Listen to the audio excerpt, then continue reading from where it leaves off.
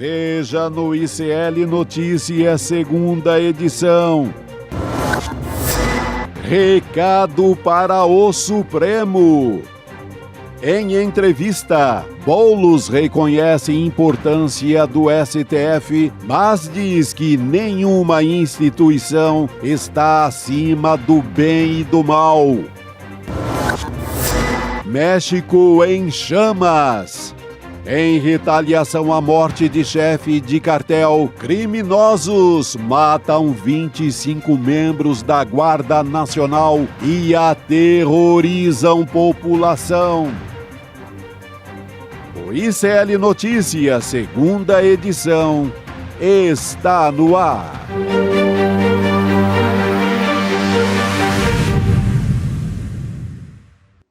Olá, boa tarde. Seja muito bem-vindo, seja muito bem-vinda. O ICL Notícias, segunda edição, está começando. Estamos ao vivo em todos os nossos canais aqui do ICL.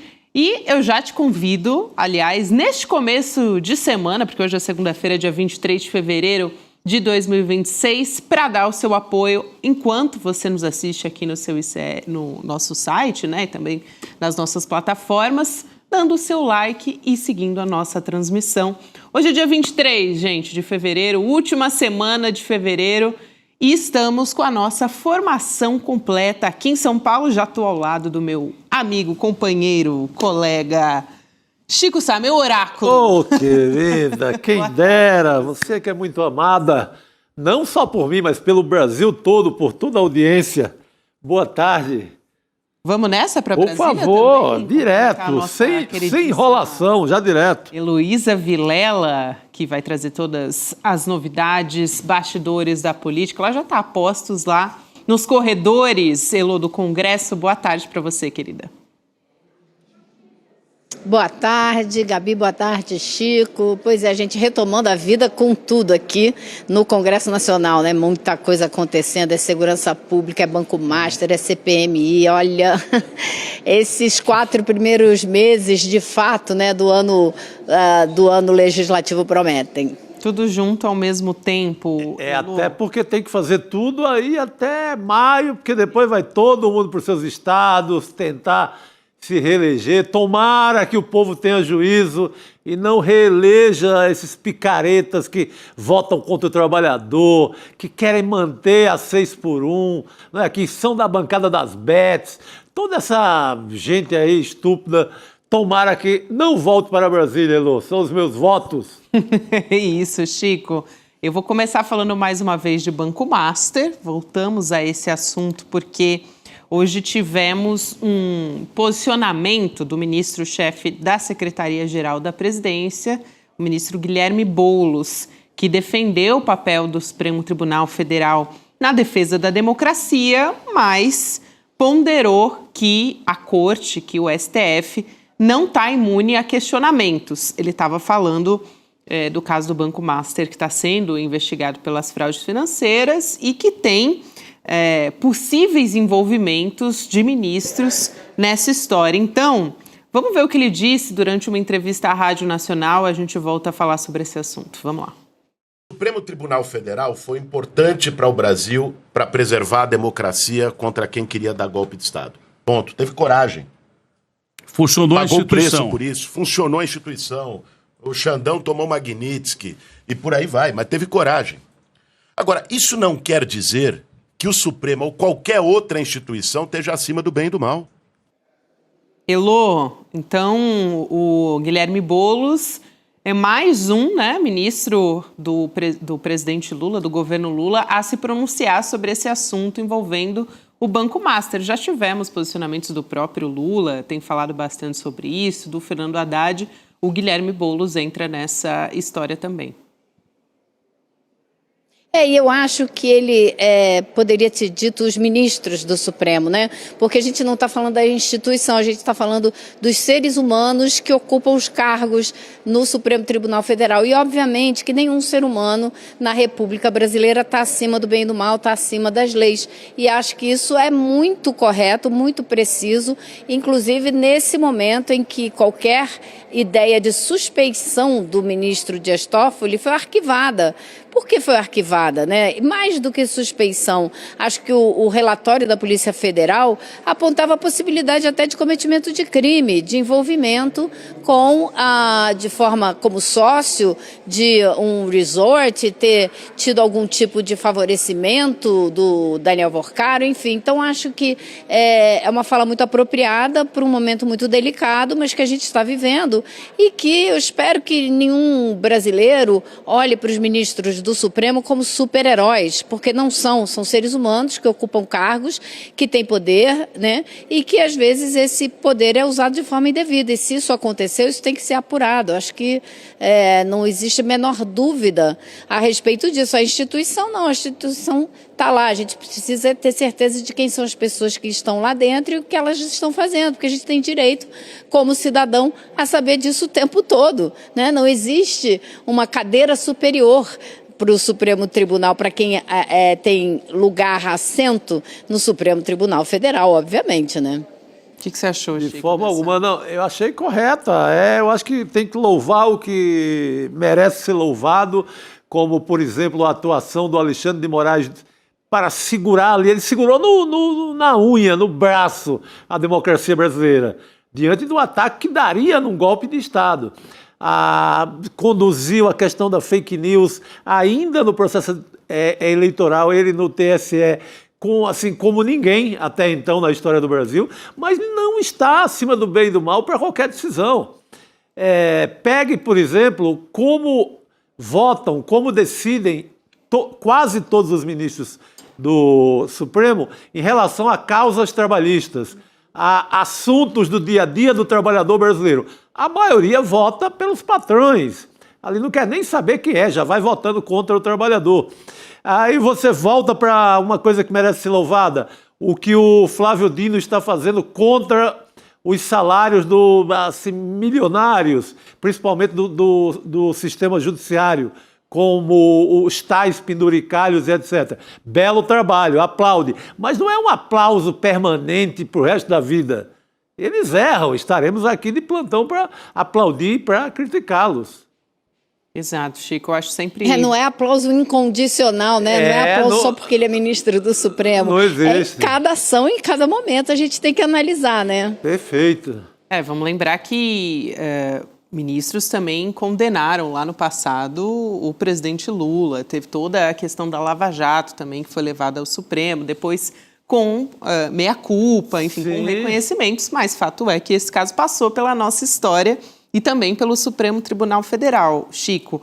Mas, voltando aqui ao caso do Banco Master, eu quero trazer também uma informação do ministro Edson Fachin, que é presidente do STF, mandando arquivar a ação que questionava a atuação do ministro Dias Toffoli no caso envolvendo o Banco Master. Então, mesmo não sendo mais o relator dessa investigação, quem assumiu esse papel foi o André Mendonça agora, né? O Toffoli, ele não foi declarado suspeito. Então, a princípio, ele pode participar dos julgamentos relacionados a esse processo, né? Pois isso me parece um certo absurdo, né? Porque se é uma pessoa que vamos esquecer que ele é ministro do Supremo, é uma pessoa cujo nome foi citado como alguém que teve relações comerciais, a gente não sabe até onde foram essas relações, tem conversas telefônicas em que se falava em pagamentos, né? Vorcaro falava em pagamentos ao ministro Dias Toffoli. Ou seja, se existem essas dúvidas, isso tem que ser apurado primeiro e ele não devia participar do julgamento, não devia sequer participar do julgamento. Ele sendo considerado suspeito ou não, o nome dele está lá, né? Nesse processo já de alguma maneira. Então, eu acho que o que precisava era de uma apuração mais aprofundada a respeito da participação dele, o que não é possível que ainda aconteça, porque o inquérito ainda está andando, as apurações ainda estão acontecendo. Então, não é impossível, né? Mas se tornou bastante difícil diante da posição que a Suprema Corte tomou ao analisar o relatório da Polícia Federal que sugeria a suspeição do ministro Dias Toffoli. Aí acho que valeu aquele velho espírito de corpo.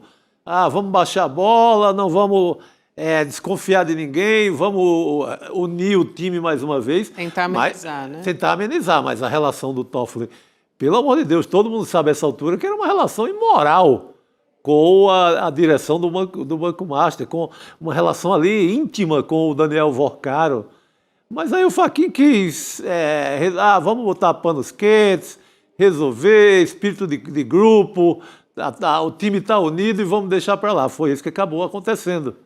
E tem outros personagens dessa história, não sei se a Elo ainda queria comentar especificamente sobre o Toffoli. Elo, mais falando ainda dos desdobramentos desse escândalo, tem governadores, por exemplo, o governador do Distrito Federal, o Ibanez Rocha, está tentando conseguir um empréstimo, né, Elo, bilionário, tá? Não é milionário, não, bilionário, oferecendo 12 imóveis públicos como uma espécie de garantia. Então, tem gente de peso tirando dinheiro do BRB. A Elo Vilela também tem apuração sobre essa história, Elo. Empréstimo para salvar o BRB, Gabi, tem que ser bilionário mesmo, porque o rombo é bilionário, né? Então não tem muito jeito. Agora, se vai ser possível ou não, a gente não sabe. O fato é que, imagina você que você é dono de uma rede grande de supermercados e o seu dinheiro está no BRB. Você ainda ia manter o seu dinheiro lá? Duvido. Então, o que está acontecendo sutilmente, na calada, sem fazer muito estardalhaço, é exatamente esse movimento. Então, soube hoje que, por exemplo, a Tacarejo Dia a Dia. Tacarejo Dia a Dia é uma rede de atacado e varejo, como o nome sugere, muito grande, né, que tirou 700 milhões do BRB na semana passada. Ela é a maior rede de atacado e varejo do centro-oeste do Brasil. Uma outra empresa que existe é o Grupo Perboni. O dono desse grupo também tirou o dinheiro dele, do BRB. E os gerentes do BRB andam assim arrancando os cabelos, porque pessoas que têm CDBs, até que têm poupança lá dentro, estão tirando dinheiro. Claro, né?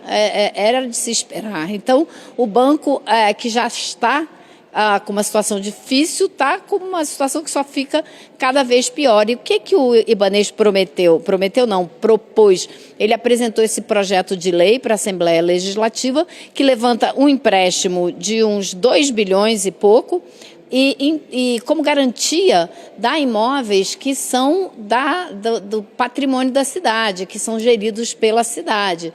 E essa lei vai ser discutida amanhã na Assembleia Legislativa, mas, pasmem, aparentemente nem a base dele está a favor dessa lei. Ninguém quer botar o nome, ninguém quer se sujar nessa história. Então, pode acontecer que pela primeira vez em 7 anos e meio, porque o Ibanez já é governador há 7 anos e meio, ele tenha uma derrota na Assembleia Legislativa, coisa que nunca aconteceu com o Ibanez Rocha, porque ele tem uma base sólida da direita lá dentro. Só que agora eles estão divididos e não querem assinar embaixo dessa proposta do governador, que todo mundo já sabe que vai ser insuficiente, não vai dar conta do buraco que o BRB precisa cobrir. Então, é muito provável que, se essa lei fosse aprovada, coisa que não deve ser, o Banco Central virasse para o governo do Distrito Federal e dissesse: olha, não adianta, isso aí é muito pouco. Então, o Ibanez Rocha está diante de uma situação muito difícil, porque para salvar o BRB, ele só vai ter 2 saídas. Uma que é tirar dinheiro da saúde, da educação, dos programas sociais, etc., num ano eleitoral, para colocar no buraco que ele deixou criar no BRB. A outra saída é federalizar o BRB, como já aconteceu com o Banco de São Paulo, que acabou indo para o Banco do Brasil e depois o Banco do Brasil vendeu para o Santander. Então, isso seria também péssimo para o governador em ano eleitoral. Ele perdeu o Banco de Fomento do Distrito Federal, que não é uma coisa assim, como estava me explicando hoje um deputado distrital, não é uma coisa assim etérea, subjetiva, não, é uma coisa que está concretamente na vida dos moradores do Distrito Federal, porque todo o programa social do Distrito Federal, seja passagem, passe livre para os estudantes, seja compra de uniforme, né, várias coisas que a população tem direito, são feitas com o cartão do BRB.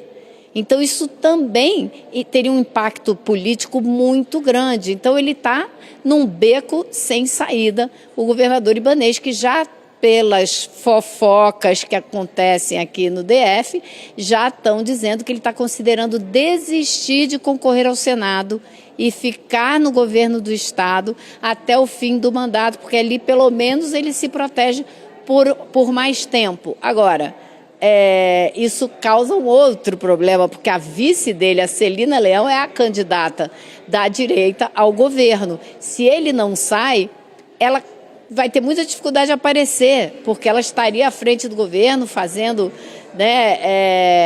tomando outras atitudes e contaria com ele como cabo eleitoral, coisa que agora vai ser difícil. Então, isso também cria uma chacoalhada na candidatura da extrema-direita aqui do Distrito Federal. Já tem gente da direita falando em lançar um outro candidato e já tem uma esquerda começando a respirar fundo e pensar, quem sabe, se a gente monta uma frente um pouco mais ampla e consegue finalmente ganhar o governo do Estado, do Distrito Federal. Então, assim, uma mexida enorme e o Ibanez está em maus lençóis. Tem uma sinalização até do Jair Bolsonaro, eu tinha visto uma reportagem da Carta Capital em favor de uma chapa Michele e Bia Kicis, o que deixaria as coisas também mais difíceis para o Ibanez Rocha, mas a Elô explicou muito bem, né? Parece que ele está ali batata assando, né? Quase sendo rifado pelo bolsonarismo. Que chapa maldita é essa? Pelo amor de Deus.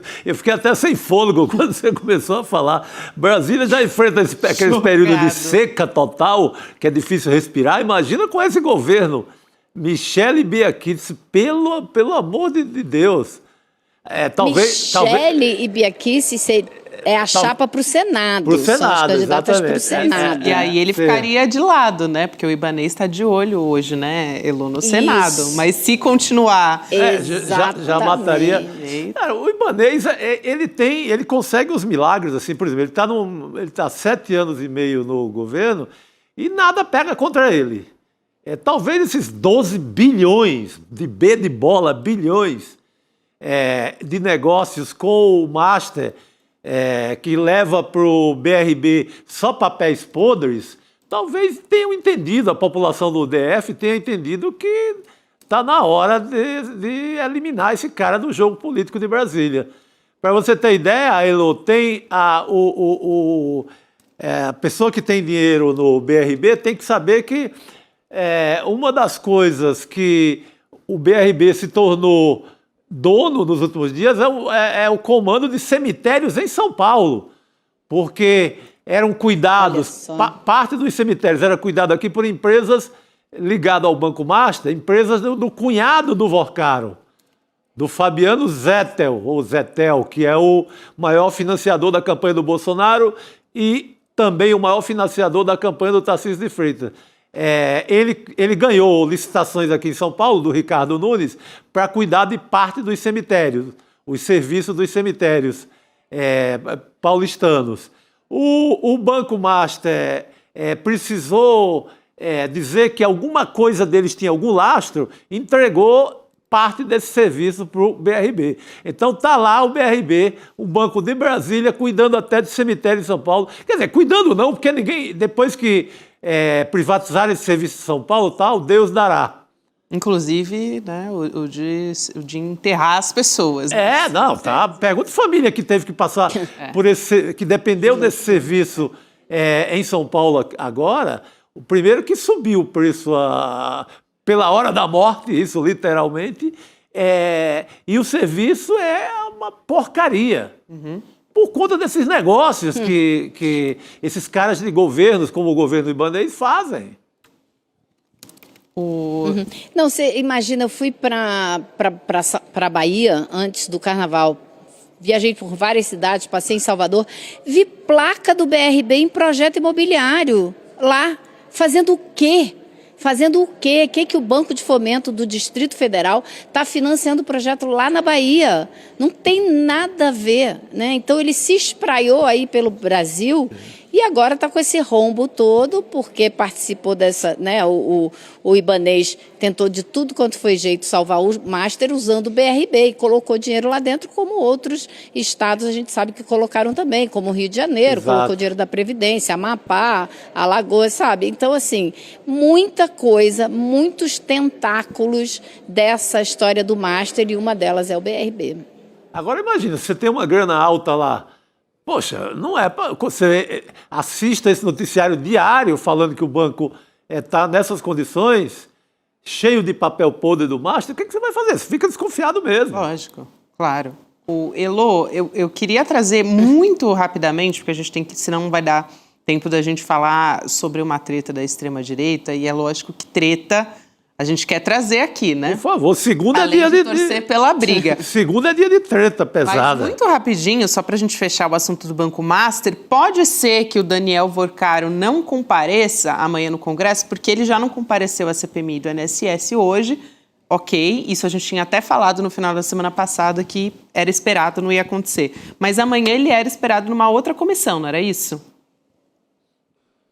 Exatamente, ele vinha à Comissão de Assuntos Econômicos do Senado, que é presidida pelo senador Renan Calheiros. E o que acontece? Foi o Vorcaro que ligou para o senador e pediu para falar. Falou com ele 3 vezes, queria falar na comissão. Há uma diferença gigantesca entre ser convocado para uma CPMI e ser convidado e participar de uma comissão como a CAE, a Comissão de Assuntos Econômicos, porque na CPMI, né, você vem como convocado, você tem que responder as perguntas, toda hora nessa CPMI sai alguém preso, ele já está preso, mas não quer uma cena dessas, mais uma cena ruim para ele. Já na CAE, ele tem a oportunidade, ou terá a oportunidade, de apresentar o caso dele, fazer a defesa dele, mandar recado. Muitas coisas podem acontecer se ele vier. Então, hoje mesmo, ele falou com o senador, ele quer participar da sessão. Ele ofereceu participar por videoconferência amanhã, ou a vir presencialmente na terça-feira da semana que vem, ou ainda que os senadores sigam para São Paulo para ouvi-lo lá em São Paulo, que eu acho que é uma opção que ninguém aqui no Senado quer, até pelo simbolismo, eles vão lá, viajam para ir lá conversar com ele, não faz o menor sentido. Ele quer apresentar o caso dele, ele que venha aqui e apresente o caso dele. Agora, por que, se ele pode usar a comissão desse jeito, por que a comissão ainda quer ouvi-lo? Porque existem objetivos específicos dessa comissão. Entre eles, é entender exatamente onde foi que a fiscalização do Banco Central dormiu no ponto e deixou o Banco Master acontecer. Esse é um dos objetivos principais do trabalho dessa comissão. E o senador Renan Calheiros acredita que o Daniel Vorcaro, mesmo que não queira falar muita coisa, pode acabar dando alguns indícios a respeito desse ponto central. Então, existe o interesse, sim, de conversar com ele, mas não a ponto de fazer com que todos os senadores viajem até São Paulo. Agora, isso vai ser discutido na abertura da sessão da comissão amanhã, às 10 horas da manhã. Boa. Então, a gente vai aguardar a partir das 7 horas da manhã. O Panu já vai estar de olho nisso no Desperta. E a gente continua na nossa programação também. Já vai ser N1, mais ou menos nesse horário. Então, aguardem. Vamos acompanhar. Mas vamos falar de briga, né? Prometi. E vamos falar sobre a briga ali na extrema-direita. Nicolas Ferreira e ex-primeira-dama Michele Bolsonaro estão sendo isolados pela ala mais bolsonarista do PL. Vamos entender essa história, de onde partem esses ataques. Eduardo Bolsonaro, que está cobrando apoio ao Flávio na candidatura, a pré-candidatura, na verdade, à presidência. Mas o Nicolas, ele visitou o Jair Bolsonaro na cadeia nesse final de semana e saiu se defendendo. Ele tem recebido críticas do Eduardo e, em entrevista ao SBT News, o Eduardo tinha dito que o Nicolas e a Michele estavam com amnésia. Vamos ver o que o Nicolas respondeu. Vamos lá. Eu discordo que eu tenha amnésia e que a Michele tenha amnésia. Eu me lembro muito bem, todos os anos, que eu fui atacado injustamente. E diante das situações, né, que estão acontecendo, nós temos o pai dele preso, sofrendo dificuldades de saúde. Você tem as pessoas do dia 8 presas e precisando da derrubada do veto da dosimetria. Você tem o STF envolvido em diversos escândalos. Você tem o Lula literalmente fazendo de tudo para poder destruir esse país e a prioridade é nos atacar. Então isso diz muito mais sobre ele do que a mim. Então eu acho que o Eduardo não está bem. Aí, o que disse o Nicolas.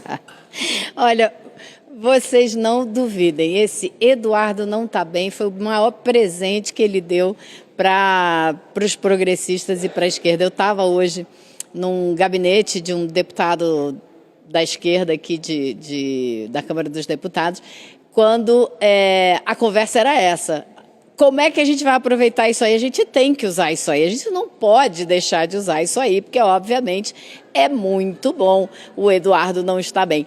Eu iria mais longe. Eu diria que o Eduardo já não nasceu bem, ele nunca esteve bem, ele continua não estando bem, né? Porque as coisas que ele fala e faz demonstram que ele nunca bateu muito bem da cabeça, né? Isso daí é fato, tá aí registrado nos anais da história. E aí o Nicolas Vaz se pronuncia desse jeito, Chico, bastante abertamente. A Michelle Bolsonaro, ela parece que foi mais discreta, assim, nas críticas. Ela fez um post... Eu achei o contrário. Você achou?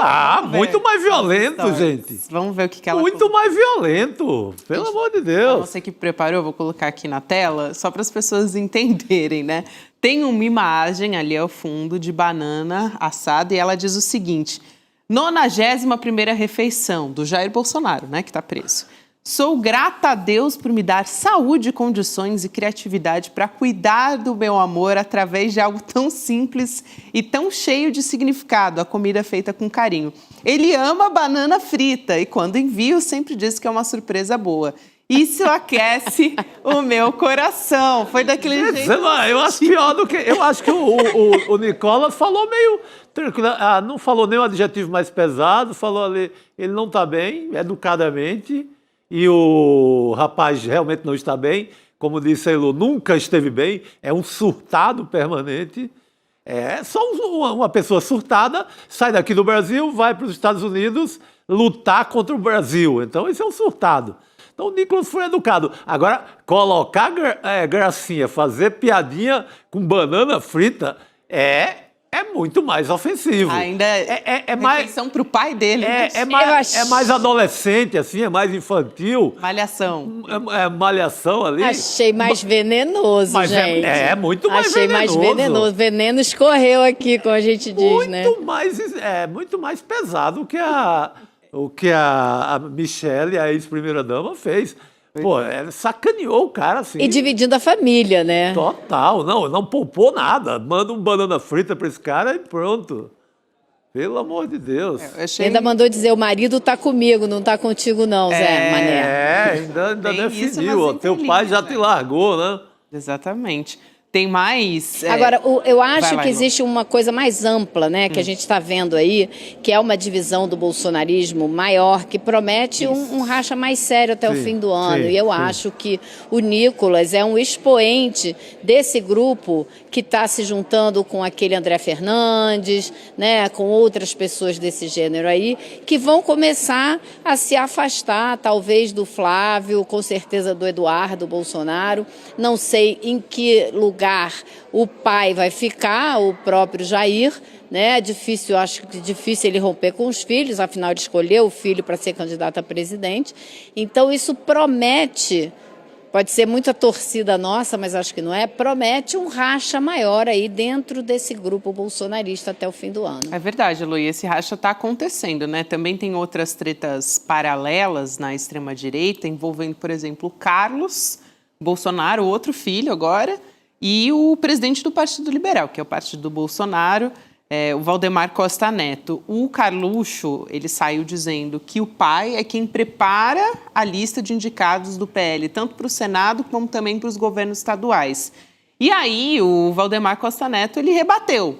Ele deu uma entrevista para o Poder 360 e disse que o combinado é que o Jair fica responsável só pelas indicações ao Senado e, nisso, o Carlos manda uma tréplica dizendo que o partido está isolando o pai dele. Então, a gente tem aqui na tela, dá para colocar o print, a nossa equipe preparou aqui também, mas é basicamente ele dizendo: a fala não foi minha, foi do presidente Jair Bolsonaro. E ninguém disse que não conversamos com ninguém e que ninguém poderia indicar governadores. É até difícil, né, de entender a lógica da escrita, mas vamos lá. O que me foi orientado é que ele faria uma lista de candidatos que ele apoiaria. Creio que o PL poderia dar uma força, inclusive, em outras situações. Me parece que as coisas estão meio desencontradas sem querer, querendo. As peças todas parecem se encaixar. Deixar o preso político isolado e fazendo isso que estamos vendo de forma acentuada está cada dia mais estranho. O preso político, ele se refere ao próprio pai, né? Ao Jair Bolsonaro. Aquela velha redação do Carluxo sempre, aquela redação, né? Que você tem que... você tem que se... ter o tradutor... a gente sabe o que eles estão dizendo, né? Mas se fosse a se apegar ao texto mesmo, é incompreensível. Mas como a gente sabe o que ele está dizendo e quem é o preso político e etc., na visão dele, a gente consegue decifrar fácil. Mas há assim, várias tretas.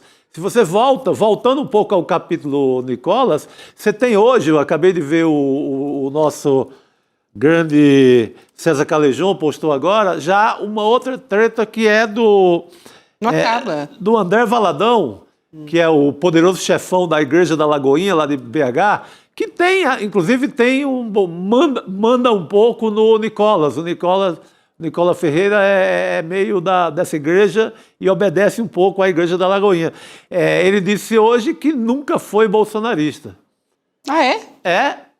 Nossa. O Calejon acaba de publicar. Nossa, essa foi forte. Então, gente, esse povo vai se pegar pesado, vai se pegar brabo, não sei até quando, mas é esse o climão que está rolando na extrema-direita. Agora, foi legal você falar em poderoso chefão, Chico, porque na hora que vocês estavam lendo a nota do Carluxo, eu estava pensando justamente no capo, né? Ele está tentando dizer o quê? O capo está preso, mas ele continua sendo o capo. Sim. E vocês têm que obedecê-lo. Agora, vamos nos lembrar que Bolsonaro nunca foi fiel a partido algum. Se precisar mudar de partido, criar uma outra legenda, ele o faz, né? Então, também é uma possibilidade. Ele está batendo de frente com o Valdemar, disputando o poder de quem é que manda no PL. É isso que está acontecendo. Na cadeia, ele quer continuar mandando no PL. E Valdemar, mal ou bem, está tentando dizer, não, peraí, eu mando um pouquinho também, né? Porque ele não disse, não, quem vai indicar é o partido, ou quem vai indicar sou eu, não. Né? Ele disse, não, ele faz umas coisas, a gente faz outra. Então, ele está dizendo, eu mando um pouquinho também, para não esticar a corda demais. Mas essa corda tende a se esticar, né? Meu Deus do céu. Ainda mais nesse momento que o próprio Valdemar não pode nem visitar o Bolsonaro na cadeia, né? Porque ele está entre os barrados pelo Supremo Tribunal Federal, justamente que é investigado nessa ação da trama golpista. Então, vamos ver como é que vai continuar essa história. Toda hora uma treta nova. O Chico trouxe aqui em tempo real uma pra gente. Elô, bom trabalho por aí em Brasília. Bom ter você com a gente. Valeu, querida. Um beijo.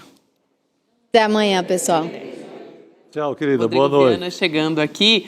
Momento bom, hein, Rodrigo, para você chegar aqui na nossa Falar mesa de treta? redonda. É lógico, né? Um momento especial. Vocês já falaram muito bem sobre esse tema, mas assim, só para ressaltar, eu sei que vocês já tocaram um pouco nisso também. Está todo mundo olhando para 2030 já, né? Assim, quem é que fica com o espólio? Eu ia falar legado, mas acho que legado, no caso do bolsonarismo, é um pouco demais. O legado dele, ele fez uma ponte de madeira. Aquela ponte de madeira que ruiu. Apodreceu lá na Amazônia, lá perto da Colômbia, e nada mais. Então, mas daí quem é que fica com o espólio político, com os votos? Você vê que tem movimentação de todo lado.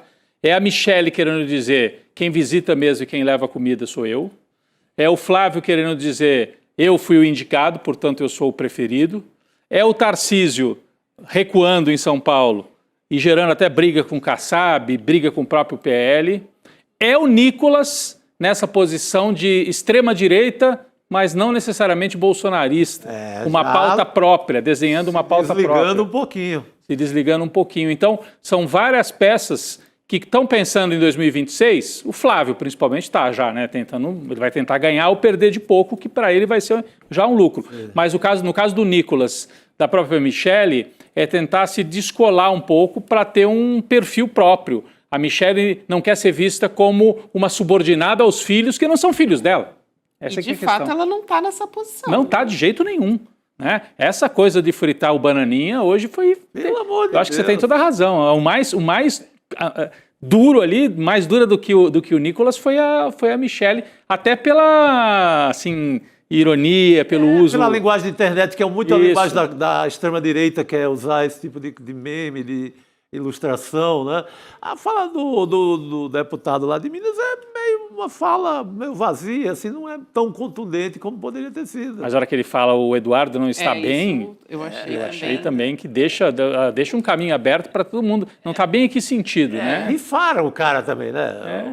A Michelle, todo mundo rifou, o cara foi fazer aquele papel ridículo de lutar contra o Brasil, pedir tarifa contra o Brasil, se ferrou, deixaram ele lá. A minha pergunta é: isso vai caminhar para uma guerra civil na extrema-direita entre eles? Ou daqui a pouco eles se acertam para tentar... Se acertam para a eleição. Para a eleição, também vamos acho. brigar por espaço, porque Isso. agora estão brigando quem vai indicar mais candidato a deputado, Também quem acho. vai indicar o Senado. Daqui a pouco, todos juntos contra Lula. Acho que é por o Lula os une, né? Depois que passar a eleição, de novo, volta a ter guerra, volta a ter estocada aqui, bananinha frita para lá e para cá, Gabi. Bananinha frita. Bananinha frita. Vamos ver Bananinha até frita, onde. 1, 2, 3. Vamos É ver isso até aí. onde eles vão com isso, né? E qual vai ser o momento da união, porque até agora é só fragmentação, né? No campo da extrema-direita. Mas vamos ver. Bom, gente, dá uma respirada, porque toda hora vai aparecer novidade aqui. A gente atualiza. O Chico atualizou em tempo real, né? Até Essa, com- né? Não, Essa- Graças ao Calejon. Eu estou sintonizado Isso. com quem tem informação, né? O Calejon- Sintonizadíssimo para trazer qualquer treta que Quem é aparecer. que, desculpa, o Calejão disse que tem alguém dizendo que já não é tão bolsonarista assim, é o cara da Lagoinha? Não, que... O André Valadão. O Valadão. Não, Poderoso não é, chefão da Igreja da A Lagoinha. igreja dizendo, nunca fui bolsonarista, é isso? É. Se foi, esqueci. Já esqueci, fui, mas assim, eu estava distraído quando eu fui bolsonarista. Isso. Tá. Aconteceu alguma coisa ali que ele deu uma, né? Isso esquecida. talvez explique o movimento do Nicolas, que também é próximo. Totalmente. Porque ele tem... esse pastor, ele manda um pouco no Nicolas. Um pouquinho, né? Agora, a gente está aqui comentando sobre esse período eleitoral, que é um período também que se levanta... Ainda não começou, eu acho, tão fortemente aqueles debates, né? Muitas vezes debates que são mais acalorados até. E vem um período de muita desinformação também nas eleições. Então, a gente vem comentando sobre o oráculo ICL, sobre esse papel nos debates e tal. Eu acho que também tem um papel importante até em combater a desinformação nesse período, né? Pegar professores, pesquisadores... Uma ferramenta para isso. Uma ferramenta confiável para poder saber, enfim, pesquisar melhor como você pode se posicionar em determinados assuntos, saber que a fonte é confiável, né, Chico? Total, Gabi. E não é só assim, na informação imediata, de um fato que aconteceu hoje à tarde. Isso é verdade, isso é mentira. Não é em teses, assim. O que as privatizações trouxeram de bom para o Brasil? Na minha opinião, nada. Mas aí você vai checar com quem entende, que é o oráculo ICL. Formado por quem? Pelos nossos professores. Com um repertório imenso, né? Tanto de sala de aula, como de cursos, como de dedicação aqui no ICL. É gente que estudou. Em suma. Isso. Só lembrando aqui, você vai assistir um recado do Eduardo Moreira agora, ele que vai estar com você nessa estreia na quinta-feira, dia 26, também conhecido como dia 26 de fevereiro, 8 da noite. Ele tem um recado aqui com todos os detalhes dessa história, para dar uma pincelada no que vem Vamos lá, por uma aí. pincelada. Vamos lá. O primeiro super lançamento do ICL. Galera, esse ano é o ano que o bicho vai pegar. Ano de eleição aqui no Brasil. E se o negócio já é guerra sem ser ano de eleição, nesse ano se prepara. O negócio vai ser literalmente violento. E a gente tem que estar preparado. E o ICL vai revelar a maior ferramenta já desenvolvida até hoje para te dar esse superpoder de ser capaz de argumentar, de discutir, de debater com um conhecimento que ninguém tem e de forma prática, rápida e certeira. Uma revolução. Uma ferramenta que não existe em lugar nenhum do mundo. Você vai conhecer essa ferramenta, que tem o nome de Oráculo ICL, no dia 26 de fevereiro, às 8 horas da noite. Você vai querer começar a usar no mesmo dia. O primeiro super lançamento do ICL para 2026. É isso aí. Então, icln2.com.br, também apontando o QR Code aqui para o canto da tela, se você estiver assistindo pela televisão. E vamos seguir aqui com as nossas notícias, pessoal. Importantíssimo, o Supremo Tribunal Federal começa a julgar amanhã os mandantes do assassinato da vereadora Marielle Franco e do motorista Anderson Gomes. Os acusados são os irmãos Chiquinho Brazão e Domingos Brazão. Eles estão sendo apontados pela Polícia Federal como mandantes do crime. O julgamento também vai analisar o caso de outros 3 agentes públicos e, na véspera desse julgamento, especialistas da ONU pediram justiça e reparação para todas as vítimas de racismo sistêmico, de discriminação estrutural, da violência no Brasil. A gente tem um trecho aqui do comunicado, vamos colocar na tela. O que dizem os especialistas da ONU. O julgamento representa não apenas o capítulo final da luta por justiça para Marielle Franco e também o Anderson Gomes, mas também um marco importante no combate à impunidade estrutural do racismo, da discriminação interseccional e da violência contra defensores dos direitos humanos, mulheres, pessoas afrodescendentes e LGBTQI+, no Brasil. Então, eu vou convidar a ministra Aniele Franco para conversar com a gente nessa segunda-feira a respeito desse assunto. Ministra, é um prazer falar contigo. Bem-vinda. Bem-vinda. Obrigada, prazer estar com vocês aqui também. Honra minha. Ministra, eu quero começar te perguntando até sobre esse posicionamento desses especialistas da ONU sobre o julgamento e representar algo muito maior, na verdade, né? Um símbolo muito importante nesse momento. Sem dúvida, a gente tem falado, né, que a resposta a ser dada por esse crime brutal a Mari e ao Anderson é uma resposta à democracia brasileira, né? Você imagina o que é você ser uma parlamentar eleita e com 1 ano e 3 meses de mandato ser assassinada com 5 tiros na cabeça, né? E para mim o que é mais impressionante de tudo, na verdade, é que muita gente fala assim, mas esse julgamento é a justiça sendo feita, né? E para a família, a justiça mesmo seria a Marielle estar viva ainda, né? Podendo contribuir para a política brasileira como um todo. Mas é óbvio que a gente sabe que tem alguns passos que foram dados, alguns passos que talvez precisem ainda ser dados, e a gente chega amanhã com esperança e confiança nas instituições para que se tenha uma resposta. Ministra, vocês acham que com esse encaminhamento, né, com 5 réus sendo levados agora ao julgamento, esse crime está totalmente desvendado? Porque eu ouço até hoje gente falando que há histórias mal contadas, daquelas histórias lá do começo das investigações, que envolviam o condomínio do ex-presidente, hoje presidiário, e outras coisas, mas para a família isso está pacificado, essa linha que levou à prisão dos 5 como mandantes ou colaboradores do crime, pacifica, entre aspas, né, porque pacificar mesmo seria, como você disse, ter a Marielle aqui viva, mas de alguma maneira pacifica pelo menos a responsabilidade pelo crime. Esses são os verdadeiros mandantes, aqueles que colaboraram para que o crime acontecesse? Nós esperamos 8 anos, né? 6 e 8 anos ali, o júri e agora também esse julgamento. Acho que pacificar seria uma palavra muito forte se eu dissesse aqui que sim. Uhum. Mas a gente espera, né, que de fato essa seja uma das respostas que nós estamos esperando. Hoje a gente deu aqui uma série de entrevistas, as pessoas falavam, e se tiver alguma absolvição, como é que vocês se sentem? É isso, a gente precisa confiar, né? Porque de fato algumas coisas caminharam e alguns passos foram dados, mas ter a certeza de que nada, ou que nenhuma surpresa, ou que não tenha nenhuma outra pessoa envolvida, não tem como ter, né? A maior surpresa que a gente teve até agora, por exemplo, foi ali ter um delegado que falava conosco, sentava com a gente, conversava com a minha irmã, e possivelmente, supostamente, esteja envolvido nisso.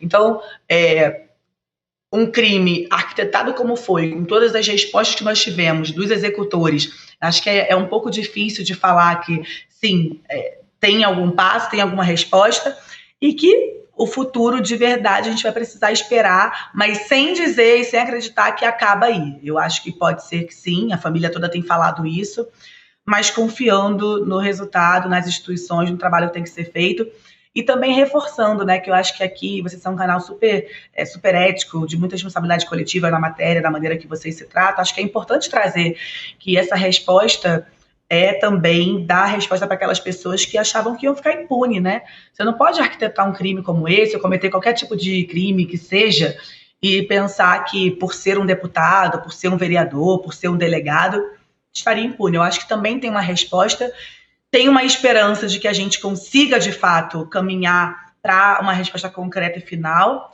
mas garantir eu não tenho como afirmar.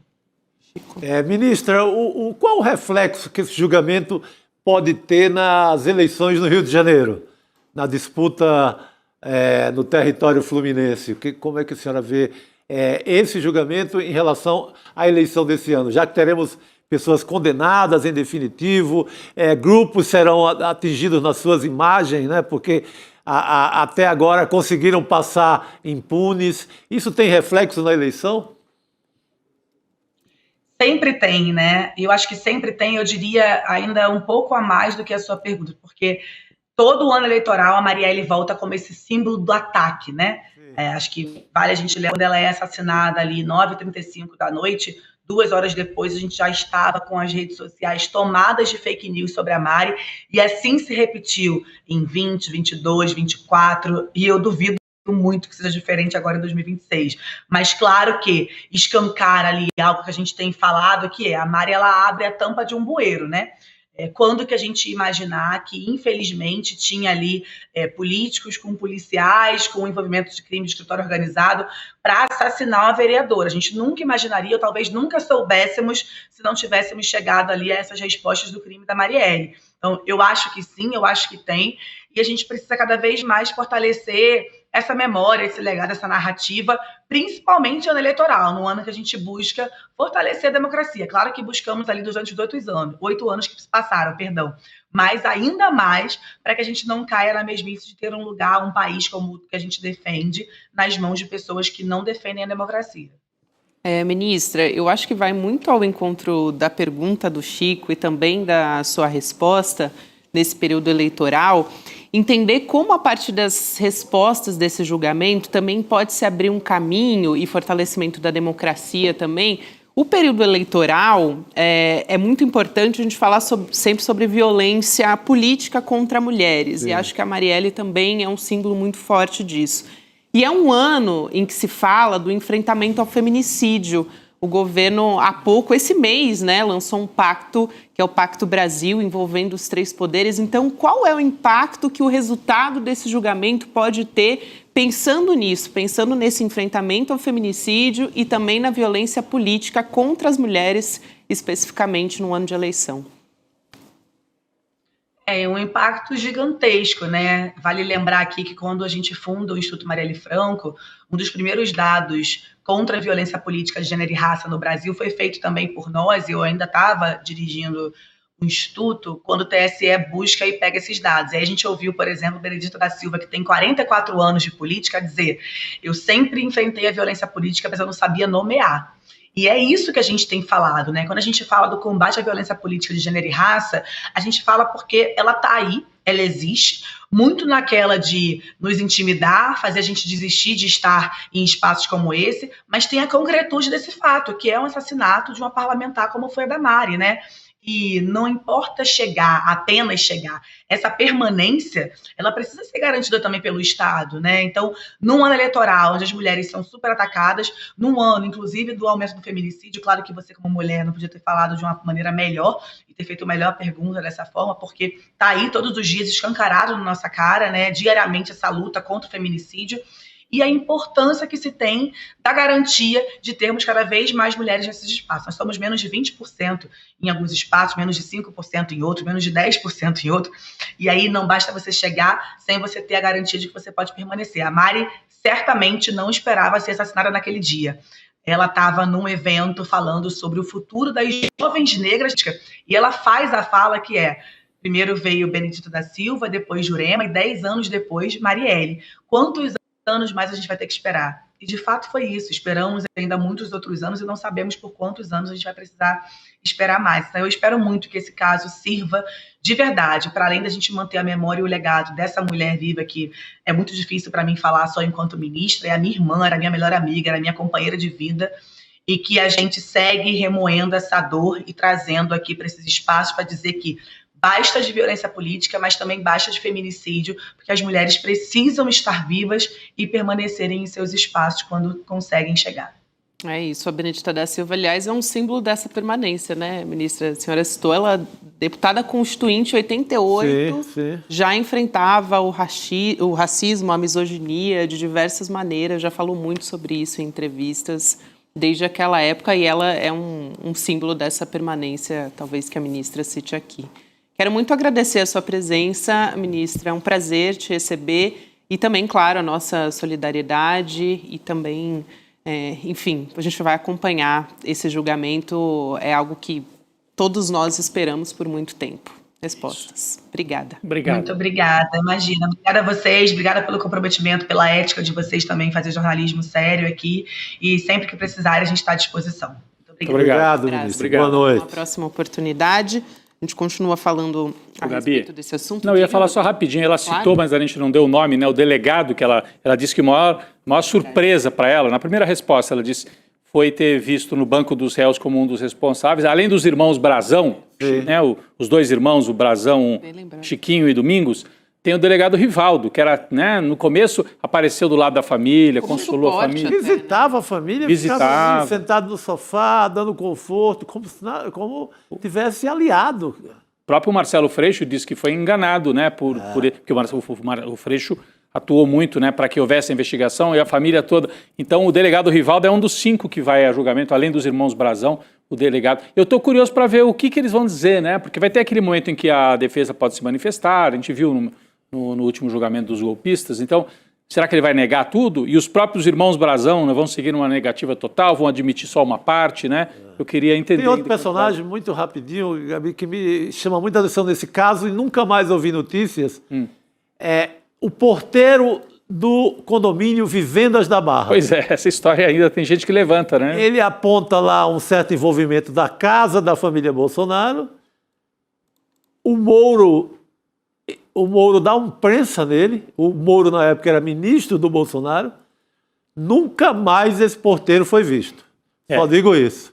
E o Rony Lessa, que foi o executor, um deles, né, circulou pelo condomínio e circulava pelo condomínio. Né, então, eu queria saber do destino desse porteiro. Por isso que eu comecei perguntando para ela se para a família, não é que esteja pacificado interiormente, do ponto de vista psíquico, isso não se recupera, mas está pacificado no sentido de são esses mesmos só, ou tem gente que não está no banco dos réus ainda? Isso que é a dúvida. É uma boa pergunta. Até o nosso convidado pode nos ajudar a elucidar algumas dessas questões no âmbito criminal. O Taiguara Líbano, que é advogado criminal, professor de Direito Penal da UF, do IBMEC também. Continuamos falando sobre o julgamento do assassinato da Marielle e do Anderson. Doutor, boa noite. Professor, bem-vindo. Obrigado. Boa noite a todos. Prazer falar com o ICL e com os nossos ouvintes. Prazer te receber. Doutora, a primeira pergunta que eu te faço é, de uma maneira geral, entender como é que vai acontecer o rito desse julgamento para as pessoas que nos acompanham aqui e que estão esperando por isso, né? Quanto tempo vai levar? Como é que vai se dar, ouvir essas pessoas todas envolvidas? Perfeito. Então, é um julgamento peculiar, porque nós temos aqui a competência originária do Supremo Tribunal Federal para processar e julgar um crime de homicídio. Então, algo realmente singular. Nós temos aí o deslocamento da competência para o Supremo em razão da prerrogativa de função do deputado federal, um dos irmãos Brazão, e isso atrai, então, a competência do Supremo. A Constituição Federal delimita que, em hipóteses como essa, o julgamento se dá em 2 fases. Numa primeira fase, nós temos a pronúncia, que é a confirmação ou não da competência do júri. Isso já aconteceu, né, a competência, do crime doloso contra a vida. Isso já aconteceu inicialmente, e agora se dá o julgamento no Supremo Tribunal Federal, no plenário do Supremo, cujo rito se dará da seguinte maneira. O ministro relator Alexandre de Moraes fará a leitura do relatório e, posteriormente, será dada a palavra à acusação, representada pela Procuradoria-Geral da República, posteriormente, a palavra concedida às defesas, e sim, aí, a posteriori, terão a palavra os ministros do Supremo que irão proferir os seus votos. Essa é a dinâmica do julgamento. É um julgamento, como eu disse, de natureza peculiar, não se tem registro recente na história da República dada a peculiaridade, né? Alguém com foro prerrogativo de função julgado do Supremo Tribunal Federal. Eu estava achando que os réus ainda poderiam ser ouvidos, mas nessa fase, quer dizer, eles foram na instrução, né? Já teve uma fase de instrução, é isso, Sim. doutor? Então agora nessa fase são aquelas falas finais, né? Em que o ministro relator se pronuncia, o procurador fala pela acusação e as defesas falam pelos réus. Os réus, eles mesmos, não vão falar nesse momento, não vão ter voz nesse momento, é isso? Já foram queridos, né, os réus, as testemunhas. Então, assim, nesse momento, as defesas fazem uso da palavra no plenário, poderão apresentar os seus argumentos, né? As defesas têm argumentos tanto processuais, com relação a nulidades, como também argumentos de mérito. O principal argumento defensivo que eu acompanho na tramitação desse processo é a insuficiência probatória, né? O argumento manejado pelas defesas dos irmãos Brazão e pelo delegado Rivaldo, alegando, sobretudo, a tese principal é que não haveriam provas de corroboração para o conteúdo da delação premiada. Esse é o ponto central da defesa desses réus, né? Por outro lado, o que sustenta a acusação é que há provas de corroboração que foram apresentadas, né, ao longo da instrução e que permitem a corroboração da tese acusatória, o que poderia confirmar um decreto condenatório. Chico. Doutor Taiguara, eu falei aqui daquele caso do porteiro da Vivendas da Barra, o condomínio lá na Barra da Tijuca, onde morava o ex-presidente Jair Bolsonaro. Tem outros, eu citei, só para saber do senhor, se tem outras pontas, outros inquéritos menores nesse mesmo caso, ou se ele se encerra completamente com o julgamento de amanhã. Bom, eu confesso não conheço o processo na sua minúcia. Se há outros inquéritos, eu desconheço, me parece que não, né? Acho que, de fato, só temos isso aqui. Esse elemento, né, dessa escuta do porteiro foi um fato que chamou muita atenção à época, mas não foi algo suficiente para que o ex-presidente Bolsonaro fosse considerado um envolvido ou suspeito. Mas é um fato realmente extremamente inusitado, né? Que foi essa fala do porteiro, dando conta de que poderia haver um elo, né? Um contato direto, uma relação direta entre Rony Lessa e a família Bolsonaro. Perfeito. Exatamente. Doutor, quero muito agradecer a sua presença também por nos ajudar a entender como é que deve acontecer a partir de agora. A gente vai acompanhar todo esse trabalho aqui no ICL também. Obrigada, um prazer receber o senhor aqui no ICL Notícias. Obrigado. Isso, muito obrigado. Obrigado, Boa doutor. tarde a todos. Boa noite.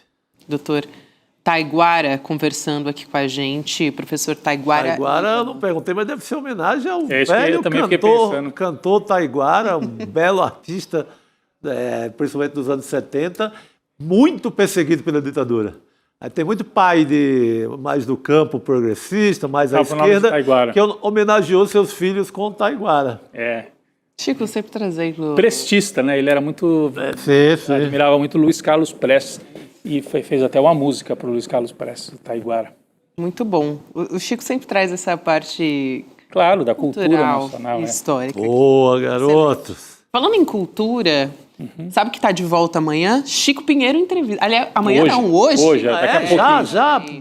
Amanhã que está de volta, precisamos conversar. Que temporada nova já? Tem temporadas novas começando. O Chico, já temporada nova? Temporada nova. Que legal. Tem estreia hoje com o Eduardo Janetti, que é economista, filósofo. Tem um trecho que a gente traz dessa conversa, né, que é uma reflexão que ele trouxe sobre o Dostoiévski. Vamos assistir esse trecho? A gente já volta a falar. Vamos lá. Dostoiévski, todo mundo sabe, é epilético. Era epilético. E tem uma experiência que ocorre com epiléticos, não com todos, com alguns, mas inclusive Dostoiévski, que é a chamada aura pré-epilética. São poucos segundos que precedem a convulsão e que o Dostoiévski descreve com a sua genialidade de uma maneira imortal, como momentos de plenitude, iluminação, arrebatamento, harmonia cósmica, serenidade, de uma grandeza, de uma força, de uma contundência. Um minuto antes de ter um ataque. Um minuto, alguns segundos antes de ter o ataque. Uma aura pré-epilética. Ele descreve isso. Ele descreve isso em primeira pessoa, o primeiro biógrafo dele relata, e ele descreve isso no romance O Idiota, no personagem Príncipe Mishkin, que descreve uma aura pré-epilética, que é uma das coisas mais impressionantes que eu já li. O Dostoiévski diz: por esses segundos eu troco a minha vida. Então, a conversa que vai acontecer a partir das 7 horas da noite de hoje, estreia da nova temporada do Chico Pinheiro Entrevista. E, aliás, já vou fazer uma mágica aqui nos nossos estúdios, gente. Quando se voltar para a nossa mesa redonda, você terá uma surpresa do nosso convidado presencial de hoje. Bem-vindo, Jamil Chad. Muito obrigado, Gabi. Bem-vindo, Jamil. Foi uma surpresa Bom ver pra vocês gente aqui também, surpresa boa. Hoje, o tava passando por aqui. Aparece lá na Suíça, de repente aqui, que maravilha. Eu tava passando aqui, por aqui. Pegou o metrô em Genebra e saiu aqui na estação Vila Mariana. Genial. São Paulo. Do nada, né, Jamil? Bem-vindo. Quase do nada. Quase. Enfim. Mas olha, vamos entrar, claro, nos assuntos internacionais. Vocês estão vendo Jamil aqui justamente para conversar com a gente sobre isso. Falando primeiro do México, daqui a pouco vamos falar sobre Donald Trump, sobre a questão das tarifas. Muita gente deve estar se perguntando a respeito disso. Vamos falar também sobre isso, mas vamos começar sobre o México, porque o México vive uma onda de violência desde ontem. Uma operação policial matou o chefe de um cartel, que é um dos cartéis mais procurados, talvez o mais procurado do país, né, Jamil, que é o Nemésio El Mencho Oseguera Cervantes. Ele morreu durante a ação militar no estado de Jalisco, no oeste do México, e foi uma reação imediata dos criminosos bloquear as rodovias, incendiar veículos, estabelecimentos comerciais em todo o país.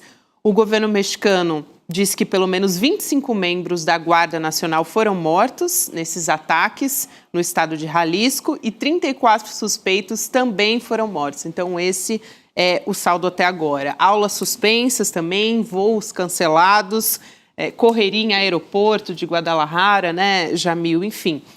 Aí o Donald Trump se pronunciou a respeito disso, disse que o México precisa intensificar os esforços contra os quartéis, e a Cláudia Sheinbaum, a presidente do México, também se pronunciou dizendo que os Estados Unidos não participaram dessa ação, que eles só colaboraram com informações, com dados. A gente assiste esse trecho e já volta a conversar aqui na nossa mesa redonda. Vamos lá. Todas as operações se realizam por las fuerzas federales.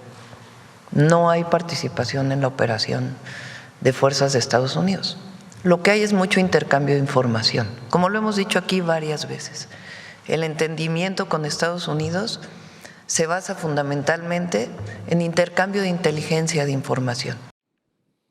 Jamil, só também para entender, aqui a partir dessa resposta da Sheinbaum, ela estava dando uma resposta que eu vi algumas agências que diziam que os Estados Unidos participaram de alguma maneira. Isso foi uma intenção dos Estados Unidos se colocar nessa situação? Como que se deu esse fluxo de informação? Gabi, ainda é muito cedo para a gente ter uma constatação mais concreta de como aconteceu, mas pelo menos da parte da Casa Branca, a informação é de que sim, inteligência foi compartilhada com os mexicanos justamente para que essa operação pudesse acontecer. Então, a presidente do México tem razão em dizer que só forças mexicanas participaram, e é importante que ela diga isso, porque obviamente ela dizer, olha, forças estrangeiras participaram, seria extremamente complicado, mas ela deu ali uma indicação de que dados foram compartilhados. Esses dados compartilhados, sem dúvida nenhuma, bate com o que a Casa Branca diz, de justamente compartilhamento de inteligência. Agora, o que precisa saber, e é o que nós, neste momento, eu acho que ninguém consegue cravar, é se esse compartilhamento de informação foi por conta de drones americanos que voaram sobre a região, de fotos de satélite, o que é exatamente, ou operativos da CIA dentro do México, da onde vieram essas informações de inteligência dos Estados Unidos? Essa é, obviamente, a questão. Até, já viu, porque é uma operação difícil, né? Coisa de cinematográfica, assim. O cara estava no meio das montanhas de Jalisco, não era fácil de encontrá-lo. tinha guardas, assim, uma guarda especial dele, vários estrategicamente assentado ali nas montanhas. Era difícil chegar no cara. Não era qualquer operação. Então aí acho que entra todo esse aparato. E claro, a gente tem que colocar no contexto do que é que Donald Trump quer para a região. Uma espécie de coalizão na qual ele pode justificar ações da parte do governo americano, claro, violando soberania, violando território, etc. A gente sabe tudo isso. Do lado do México, é muito interessante a história, basicamente, desse líder do narcotráfico, porque, claro, vários dos seus, vamos dizer assim, aliados mais próximos, inclusive parentes, estão nos Estados Unidos, presos. Alguns deles, inclusive, foram extraditados pelo México para os Estados Unidos já nos últimos meses. E aí tem histórias muito dramáticas. Por exemplo, se eu não me engano, é um irmão dele, alguém da família dele que foi extraditado do México para os Estados Unidos para cumprir mandado de prisão nos Estados Unidos, e o juiz que fez a extradição dele no México já foi assassinado. Cansado, não é? Então não é... tomar uma decisão dessa no México de extraditar alguém não é uma decisão que você faz. Não, olha, a lei diz que você precisa ser extraditado. Sim, a lei diz que você precisa ser extraditado e a consequência pode ser a tua vida. Então, de fato, mesmo. Eu dei uma pesquisa rápida irmão. Aqui. E a reação desse cartel foi fortíssima, né? Tomaram estradas, tomaram comércio, eu vi invasão de posto de gasolina, assassinaram guardas. Lembrou um pouco, mas acho que muito mais forte até aquele movimento do PCC aqui em São Paulo, muitos anos atrás. Só que nesse caso, além de Jalisco, né, que é o estado, o México tem vários estados, a gente ouve falar mais de Guadalajara aqui no Brasil, que é a cidade onde a seleção de 70 jogou, né? Inclusive no estádio, que chamava Estádio de Jalisco, né? Eu estive lá, conhecia o estádio muitos anos depois. Mas olha as imagens que a gente tem. Tomaram o aeroporto, né? Atacaram o aeroporto, atacaram comércio e tal. Eu não sei se aqui no Brasil a gente tem a dimensão de ouvir falar muito da Colômbia, né? E ouve falar muito da fronteira, são cartéis que dominam a fronteira, mas que eles tinham essa capacidade operativa em Guadalajara, que é uma das principais cidades mexicanas. Para mim surpreendeu um pouco, assim. E não só em Guadalajara, bom, também temos, obviamente, uma das capitais de estado absolutamente fundamentais, mas eles atacaram, por exemplo, Puerto Vallarta, que é a praia da elite de Guadalajara. Sim, sim. Né? Guadalajara fica dentro do país, no interior, e tem Puerto Vallarta, que é uma espécie de balneário, não sei, talvez um Guarujá, talvez um pouco mais sofisticado, e com muito turismo norte-americano. Turismo de norte-americanos e de canadenses. Então, Puerto Vallarta também atacada. Então, você vê aí que, obviamente, é um desafio gigantesco, sem dúvida nenhuma, mas é uma prioridade também do governo de Donald Trump. Então, de uma certa forma, a presidente do México está dizendo para Donald Trump: era isso? Então, olha, está aqui, eu sei fazer, eu também faço isso. Não há necessidade de fazer uma operação com invasão de países, etc., nós fazemos. Vamos lembrar que Donald Trump, ao longo dos últimos meses, chegou a dizer: eu posso bombardear, inclusive, locais no México. Ele chegou a dizer isso. Então, obviamente, é o México também se posicionando, assumindo as suas responsabilidades e defendendo sua soberania. Isso, perfeito. Então, dizendo, o balanço que a gente tem até agora, pelo menos, a presidenta dizendo: houve compartilhamento de informação, mas não compartilhamento operacional. Exato. É isso, né? O operacional foi feito pelos agentes do México, é isso, exatamente. Né? Tá bem. Eu quero aproveitar que a gente falou aqui do Donald Trump, né, desses posicionamentos dele, até em relação ao México também, mas olhando para as tarifas, né, sobre esse terrorismo tarifário dos Estados Unidos. O Trump voltou a criticar a Suprema Corte. Vamos lembrar que logo que saiu a decisão na sexta-feira, ele já respondeu com 10%, no sábado aumentou para 15%, né? Então, ele respondeu mais uma vez à Suprema Corte, fez críticas aos ministros, agora na rede social dele, você está vendo aí na tela, e eu vou ler um trecho aqui para vocês também. Ele diz Suprema Corte em minúscula, ele até justifica: vou usar letras minúsculas por um tempo, por total falta de respeito. Acidentalmente e sem querer me deu, como presidente dos Estados Unidos, muito mais poderes e força do que eu tinha antes da decisão ridícula, burra e extremamente divisiva internacionalmente que eles tomaram. Eu arrisco aqui a dizer que é uma total demonstração de fraqueza do Trump esse posicionamento, mas vamos lá. Ele diz também, essa Suprema Corte vai encontrar um jeito de chegar à conclusão errada, uma que novamente deixará a China e várias outras nações felizes e ricas, que a nossa Suprema Corte continue tomando decisões tão ruins e prejudiciais para o futuro da nossa nação. Eu tenho um trabalho a fazer, querendo sair como um herói dessa história. Então ele diz que vai ameaçar países que brincarem, né? Ele ameaça com a decisão da Suprema Corte. Tem esse outro trecho aqui que a gente coloca na tela. Ele diz: qualquer país que queira brincar com a ridícula decisão da Suprema Corte, especialmente aqueles que exploraram os Estados Unidos por anos ou mesmo décadas, enfrentarão tarifas muito altas e piores do que aquelas que acabaram de aceitar. Esse posicionamento é quase um esquete, né, do Donald Trump, dizer que os Estados Unidos foram explorados. Tadinhos. Impressionante. Quase fui lá dar um abraço. Porto Rico, talvez. Poxa vida, né? Agora, Jamil, eu te pergunto se é uma demonstração, porque parece que ele sentiu muito esse revés da Suprema Corte. Até porque é a primeira vez, eu acho, que ele sente que juízes votaram contra ele, né? Inclusive juízes indicados por ele. Então, Gabi, e nesse aspecto tem algo fundamental, porque se a gente for ler essas postagens para além delas, o que ele está dizendo é o seguinte: as regras do nosso país, da nossa república, são irrelevantes, porque, no fundo, eu estou salvando vocês. É aquele negócio que os fins justificam os meios, né? Afinal de contas, eu vou trazer um resultado econômico, financeiro, etc., melhor para os americanos. Não me parem, não sejam freios às minhas ações. Mas calma aí, a tua ação é ilegal, né? Então, assim, não é quanto ao conteúdo da informação ou da decisão. Não foi essa a decisão da Corte. A Corte não disse tarifas são legais ou tarifas são ruins para a economia. Não foi essa a decisão da Corte. A decisão da Corte foi: o que você fez excede os seus poderes. Ponto. Não segundo eu, o juiz tal, a juíza tal, segundo a Constituição dos Estados Unidos. Então, o que deixou ele muito, eu diria, irritado é o fato de que alguém colocou algum limite nele. Né? Esse é o primeiro ponto. O segundo, esse trecho que você falou, países que brincarem. Né? Ou seja, o que quer dizer isso? Um país que chegar lá para negociar com Donald Trump e falar assim, olha, lembra aquela negociação que a gente tinha que ter para você reduzir tarifas? Então, você está sabendo que você foi punido pela sua própria corte. A sua própria corte disse que você adotou algo ilegal. Na verdade, ele sabe que os países que vão negociar com ele vão chegar com uma carta na manga. A carta na manga é: essa tarifa que você está me impondo é ilegal, não de acordo comigo, de acordo com a OMC, de acordo com a ONU. Vocês estão dizendo que essa tarifa que você está me colocando é ilegal. E aí, claro, qual é a reação dele? Não brinque, quem brincar com isso vai ser taxado ainda mais ainda.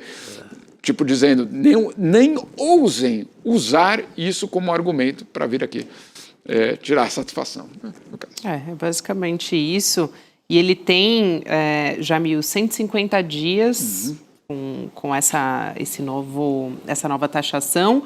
E aí ele teria que constar o Congresso. Sim. Só que ele já não constou da primeira vez, né?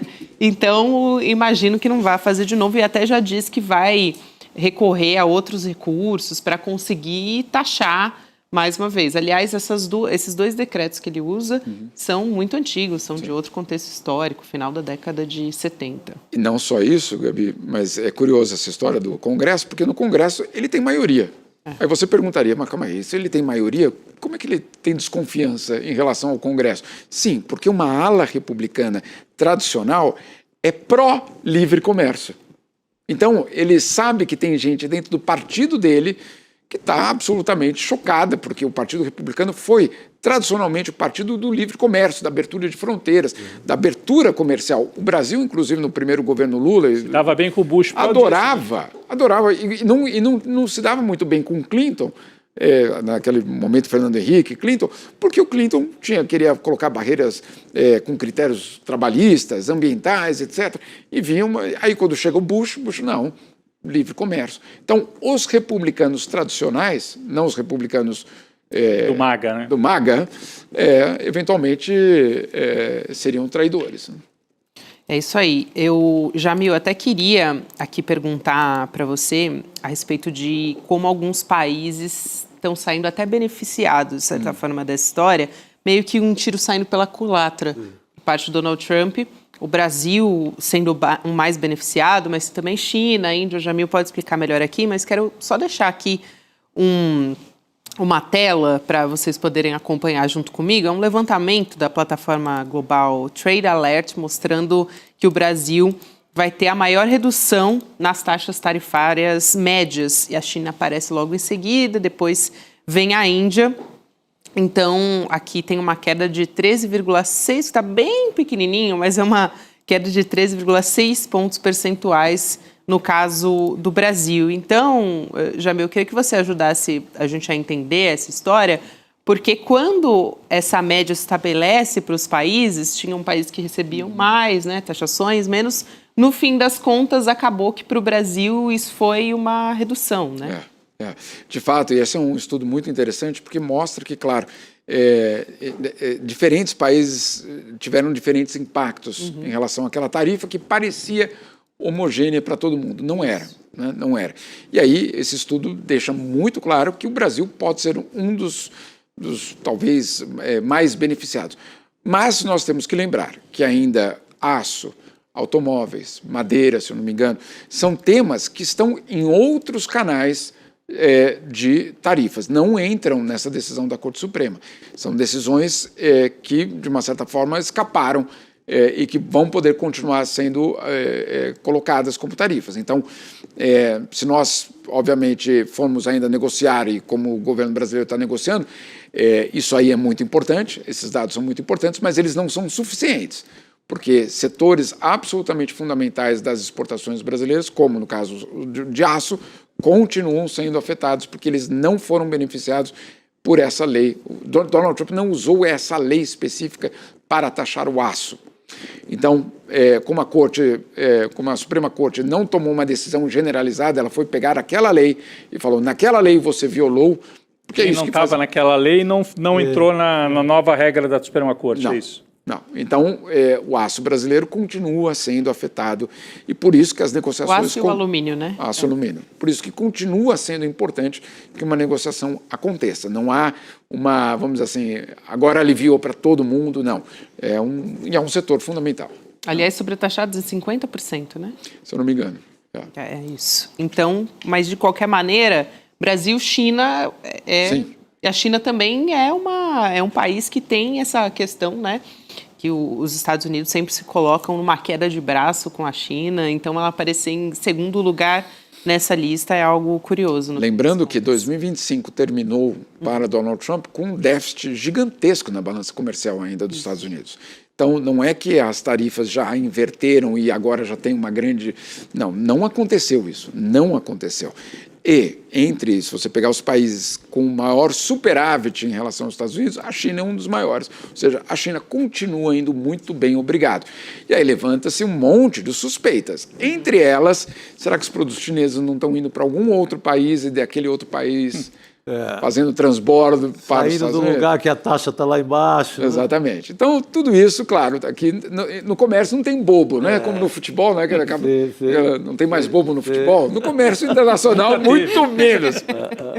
Então, tem que saber exatamente por que a tarifa americana não está... aliás, no comércio, desde os fenícios, que não tem bobo. Exatamente. Bobo no comércio. Agora, vocês falaram no comércio não tem bobo, e você falou que o Trump terminou o ano...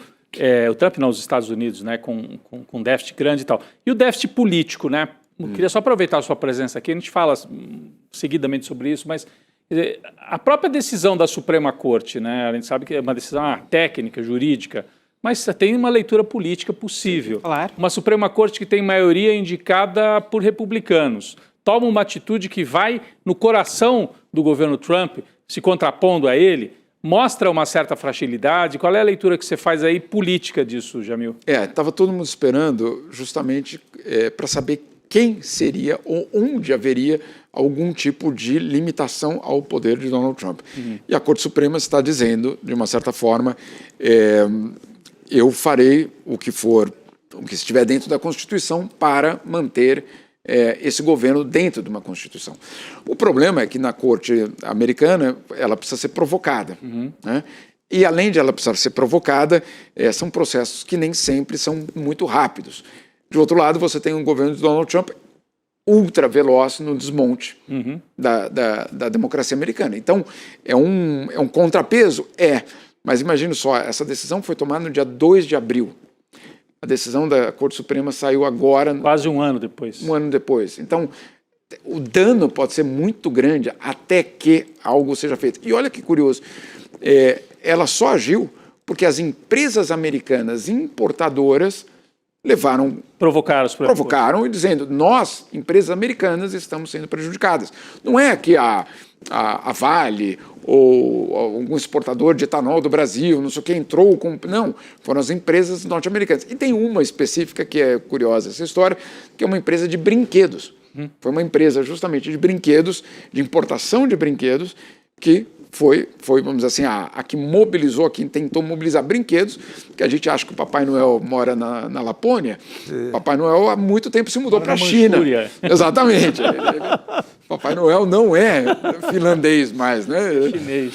E aí, claro, esses importadores, e aí, olha só, o timing também é muito importante. Quando essas medidas entram em vigor em abril, elas são anunciadas em abril e depois tem todo aquele período de caos, elas começam de fato a entrar em vigor quando os importadores americanos começam a fazer os seus pedidos para o Natal, né? O Natal de 2025. E aí toma uma trombada das tarifas. Exatamente. Mas eu acho que assim, só para completar, assim, indica que alguma coisa se moveu, ou está se movendo, está em pleno movimento, né, nas elites que comandam o Estado, para tentar colocar limites. E aí nós temos uma eleição também lá de meio de mandato. Vamos ver que, assim, se fez a Suprema Corte se movimentar, quer dizer, a elite econômica é quem provoca a Suprema Corte, e a Suprema Corte reage. Vai ter reação eleitoral e tal, eu acho que é um sinal de que pode haver, um sinal forte de que pode haver. Aliás, os próprios indicadores, resultados econômicos que o Trump alardeou e prometeu, ele não está entregando. Não. Isso também pode ter um impacto ali nas eleições de meio de mandato, né? Sem dúvida nenhuma. Semana passada, para a revista Liberta, eu voltei a entrevistar o Viking do Capitólio, né? E foi muito curioso, porque ele falava, nada mudou, a situação continua extremamente grave, economicamente, né? Ele rompeu com o Donald Trump, né? Ele se sentiu traído. Quase eu falei... Que surpresa, né? Enfim. Ninguém podia imaginar. Da onde viria isso tudo? Mas um dos aspectos era justamente a insatisfação em relação aos resultados econômicos, que não apareceram. É isso até, Jamil, só para completar mais uma questão sobre o tarifaço, né? Tem pedidos de reembolso chegando. Isso é muito bom da gente comentar aqui também.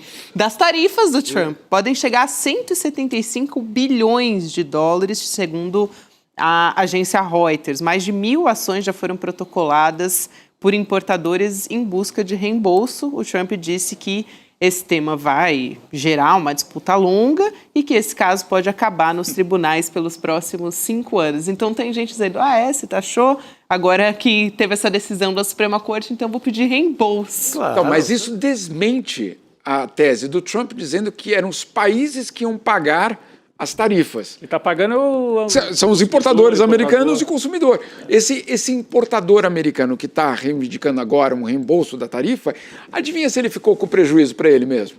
Não ficou. Ele repassou para o preço do consumidor final. E agora ele está pedindo um reembolso, dizendo, olha, eu perdi mercado porque aquele meu produto, o brinquedinho lá, o carrinho de rolemã, sei lá, qualquer um, ficou mais caro, eu perdi dinheiro, etc. E agora ele pede. Isso desmonta a tese de Donald Trump de que são os países que vendem para os Estados Unidos que estão pagando a tarifa. Não são. São os importadores americanos e o consumidor. Jamil, tem um outro componente que, enfim, vai impactar nessas eleições de meio de mandato, que é o caso do Epstein. Sim. Mas eu quero olhar para um outro aspecto dessa história, porque o ex-embaixador do Reino Unido nos Estados Unidos, o Peter Mandelson, foi preso hoje sob suspeita de má conduta em cargo público. Ele está sendo investigado criminalmente pela polícia desde o começo desse mês, depois desses arquivos que foram divulgados pelo Departamento de Justiça dos Estados Unidos, indicando que ele recebeu dinheiro do Epstein e que vazou documentos sigilosos do governo britânico. Então é mais um capítulo nessa Depois história. do Andrew, né, do ex-príncipe, que é sempre essa coisa, o ex-príncipe. Agora tem um ex-ministro que foi afastado, ex-embaixador e tal. Né? Eu conheci muito o Peter Mandelson. Teve uma época que ele era o principal negociador da União Europeia com o Mercosul. E também o negociador na OMC, etc. Então, tínhamos muitas coletivas de imprensa dele. Me lembro de uma coletiva dele, ele e o Amorim, em Roma, numa coletiva muito tensa, inclusive, naquele momento, uma ruptura muito importante. Em outras ocasiões, na Alemanha. Foram vários os encontros que nós tivemos com ele. E ele, de fato, é alguém muito influente. E, de fato, ele é alguém que tem acesso a muita informação da União Europeia e do Reino Unido. Né? Então, assim, não se trata de um sub do sub do sub. Ele realmente tinha um papel muito importante no comércio. E aí, claro, a investigação é sobre, no fundo, traição ao Estado, né? Porque ele entregou, aparentemente, pelo menos essa acusação de ele ter entregue dados do governo britânico para o Epstein. O que me chama a atenção, Gabi, e aí, infelizmente, não tem como fugir dessa constatação, é de que tanto o ex-príncipe como o ex-embaixador, eles estão sendo presos por divulgação indevida de documentos de Estado. Não pela questão central, vamos dizer assim, das acusações contra o Epstein, que é justamente essa rede de pedofilia. Né? Eu me pergunto... parou ali na divulgação dos documentos, por que ninguém, insisto, por que ninguém, por enquanto, foi julgado, foi processado, eu digo fora dos Estados Unidos, por conta dessa... O Epstein fez isso tudo sozinho. No mundo inteiro? No mundo inteiro, e só para ele. As meninas eram todas para ele. Por que ninguém mais foi julgado? O processado é muito impressionante, que, claro, não estou aqui questionando a prioridade da justiça, ela deve ter informações suficientes para, obviamente, levar à prisão do Peter Mandelson, mas, insisto, e as meninas? Onde estão as vítimas? Onde estão esses casos das vítimas? Eu acho que é a pergunta principal dessa história. É isso. Se eu fosse uma das vítimas, eu estaria... bastante incomodado com o fato porque estão indo em cima da questão do Estado, né, da vigilância do Estado, de dados sendo vazados, mas essa questão está ficando fundamental. Enquanto, podemos, talvez tudo isso esteja sendo preparado, a Justiça deve estar fazendo, eu espero que esteja fazendo o seu trabalho. Mas o fato é que, por enquanto, os dois processos no Reino Unido e o processo na França, também existe um processo na França, esses processos não colocaram ninguém, por enquanto, atrás das grades por conta da pedofilia, pela rede global de pedofilia. É isso, que é o tema central, né? Que parece que toda hora se perde, de alguma maneira, nessa história. Fundamental. Eu tenho uma última informação também para trazer aqui. Depois de uma reunião com as lideranças indígenas das regiões do Tapajós, Tocantins e Madeira, o governo federal revogou o decreto que previa a inclusão de trechos de rios da Amazônia no Programa Nacional de Desestatização e abria caminho para a dragagem, concessão à iniciativa privada. Então, em protestos, indígenas das regiões do Baixo, Médio e Alto Tapajós estavam bloqueando há mais de 30 dias o acesso ao porto da multinacional Cargill, em Santarém, que é lá no oeste do Pará. Essa decisão deve ser publicada ainda hoje em Diário Oficial. Aliás, tem um protesto marcado, uma manifestação, agora não sei se vai acontecer, mas existe uma manifestação que vai acontecer amanhã, às 5 horas, aqui em São Paulo, está prevista para acontecer aqui. Nossa, importantíssima. É uma das decisões mais importantes desse ano do governo federal. Foi arrojado, porque é difícil enfrentar essas multinacionais que vêm para depedrar, passar por cima da Amazônia. Parabéns. E os indígenas estavam lá dia e noite. Sim, vamos privatizar Rio. Pô, tem Tarcísio vendendo a água de São Paulo, aí eu vender a água do Amazonas, vender toda a água do Brasil. É isso. Pessoal, segunda-feira, então, tem Chico Pinheiro Entrevista a partir de agora. Você vai acompanhar e eu vou me despedir de vocês. Amanhã estaremos de volta também a partir das 7 horas. Vamos acompanhar o julgamento da Marielle a partir das 10. Jamil, um prazer ter você com a gente. Muito bom, grande Jamil. Não tá por aqui não, né? Não, mas se o metrô passar perto, eu Opa, Vila Mariana, direto. Harry Potter, entra naquela estação assim, meio no meio do caminho, né? Lembra? A plataforma, né? Plataforma. Sai não sei aonde. É isso. Bem-vindo sempre, Jamil Chad, Obrigado. Rodrigo Viana, Chico Sá. Vamos nessa, amanhã estaremos juntos. Voltaremos. Boa noite, pessoal. Até amanhã. Visualiza aqui a situação. Você está no encontro da família, você está na mesa do bar com os amigos da escola ou da faculdade e de repente surge um daqueles temas polêmicos. E aí você está lá do outro lado, a tia do Zap, o cara da extrema direita, não sei o quê, e começa a argumentar do lado dele, você puxa os seus argumentos, a discussão começa a elevar ali o tom, a temperatura, e você precisa de uma grande cartada para inquestionavelmente ganhar aquela discussão. Pois é, o ICL criou uma ferramenta que vai te dar esse superpoder. É como se no meio da discussão você pudesse trazer para o seu lado o João César Castro Rocha, o Gessé Souza, a Marilena Chauí, o Michael Sandel, o Domênico de Masi, os maiores professores e professoras do mundo, mas de uma maneira rápida, prática e detalhe, pessoal. É uma ferramenta que não existe no mundo e é fruto de mais de um ano de trabalho de uma equipe enorme do ICL. Ela muda o jogo completamente. Ela se chama Oráculo ICL e vai ser revelada no dia 26 de fevereiro às 8 horas da noite.